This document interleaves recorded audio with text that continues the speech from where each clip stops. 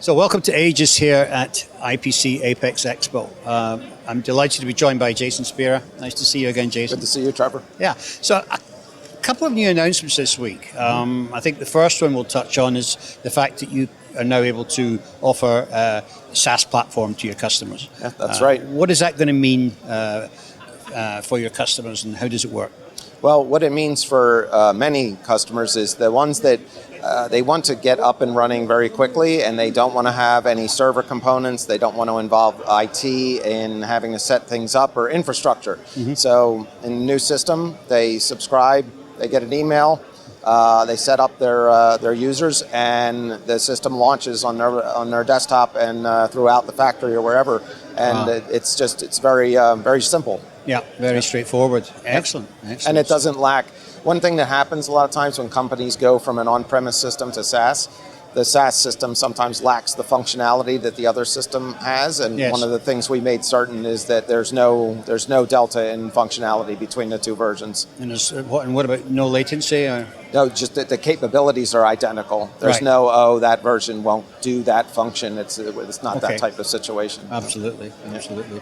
And they'll get the benefit instantly of any updates and things like that. Yep, they happen. And actually in the SaaS system we have, customers can opt not to roll forward if they wish, or to have automatic roll forwards. So they actually can control that. Okay, excellent, good. So the other big thing is that you've been working recently with Arch Systems. Yes, we have. On a different platform. You've got, it's called the ARIA, is that correct? That's correct, that's right there, yeah. Automated Real-Time Improvement Accelerator.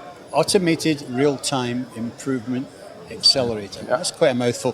That's why we use an acronym. Right, exactly. So step us through it.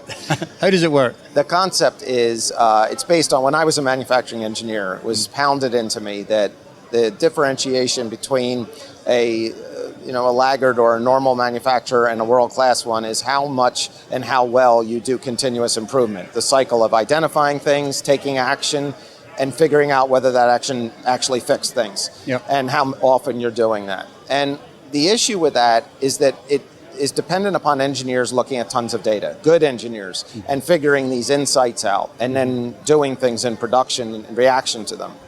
And that's great, but that's a bottleneck. And what's even getting more interesting now is the amount of data that's available through systems like ours and Arch is getting a bit beyond the ability of humans to really fully see and digest, to figure out the insight.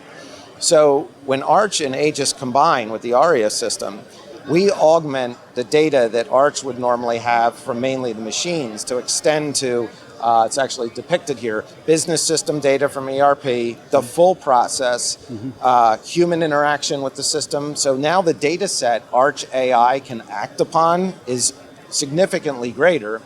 The insights become more powerful, and then the actions it recommends flow back into the MES system of Aegis and can take action in production, literally automating continuous improvement. Right. So basically it's feeding off all that data that Aegis has already collected, pushing it up into the large MES system that Arch has got, and they're crunching it and bringing it back down to you as actionable data. Correct. Right. And then we take the action because we can physically affect things in the shop floor because we're the MES system, whereas Arch can present what should be done, but they can't physically cause it to occur. So it's a very good synergy between the two systems. Absolutely. Have you got many examples up and working yet? There's pilot customers that we're working with right now. And one of the interesting things is, and thankfully when it was in early development, some customers were good enough to share their data sets in Factorylogix to refine how it would work, because some of them have years of data in their system. So it was, excellent. Yeah. So the more data you've got, the quicker you're able to get up and running and actually start using it. Absolutely, it's a good point, because with Aegis's rather large installed base, there's a lot of large Factorylogix databases populating with data all day long, and some of them running for many years. If Arch connects with ARIA, there is no latency to the time they can add value, because the data is already, all that historical data upon which it needs to make insight, it's there already. So it's pretty much an immediate thing. Right. Well, that's wonderful. Yeah. No, it's a great idea. So it's great to see that you're continuing to develop and evolve as the industry goes forward. I mean, everybody's involving areas that's bringing in AI these days. Yes. Are you looking at employing AI to sort of try and cut down some of that action, some of these decisions that have to get made? We are, but we're being very careful to not. Customers are wary of giving AI complete control of things, right? So it is more this co-pilot concept is more the direction. But it is amazing, like some of the things we're looking at with Arch, with the data available and the ability for AI to see patterns, as I said, that humans just wouldn't ever be able to see. There's really a lot of potential. There's some things that are coming, like, for example, that we have the design data, which typically MES systems won't have, and the machines don't know the design.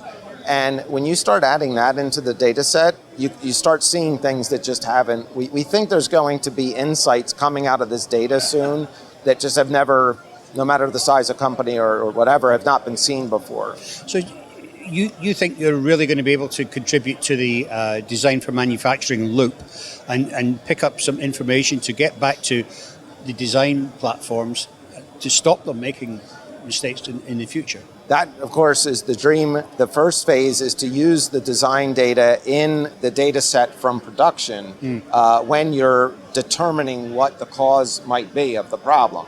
And then once you have that, of course, yes, the dream is to get it back to design so it doesn't happen again. Yeah, excellent.